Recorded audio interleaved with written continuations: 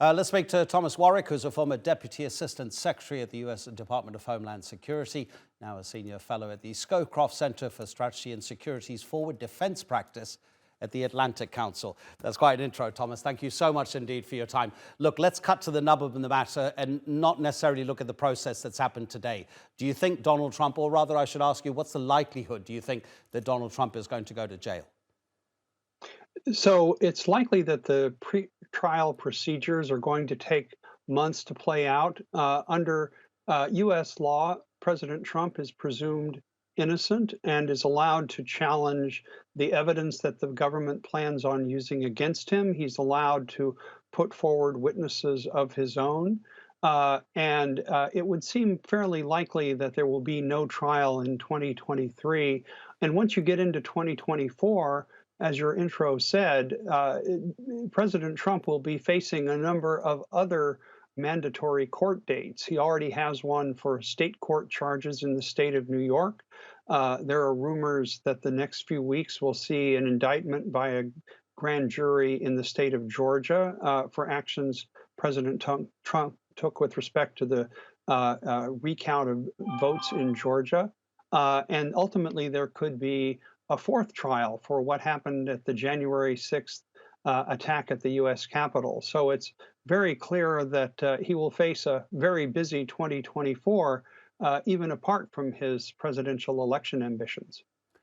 What would you make of a defense that Trump may put forward if he were to say that he declassified all of those documents? Well, he didn't actually, and some of the evidence that the government put forward shows that he actually knew and understood that at the time.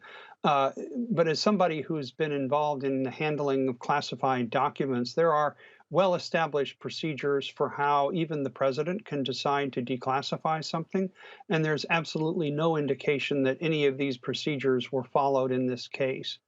So I think the government is likely to be able to prove at trial that these documents were classified when President Trump left office. And here, U.S. law is actually very clear. Ever since President Reagan's time, the law has been very clear that a president loses his authority and control over documents once he is no longer the president. So these documents are going to be considered classified, and President Trump is going to have to look to other defenses or frankly just delay in the hope that he might win the election and then could either pardon himself or have the charges dismissed, but only if he's elected president one more time. Many of his supporters, Thomas, who are not politicians, they say they simply don't believe the charges. His supporters who are politicians, I'm thinking especially of those senior members of the House of Representatives, have basically said it's victimization of Donald Trump. But surely this is just, you said it yourself, this is U.S. law in action, isn't it? That's the way it goes. Yes. Yes, and to call it, weaponization of the government, as some of President Trump's supporters are doing, really does a disservice to the United States as a nation governed by laws and not by the whims of whoever may be in office at the time.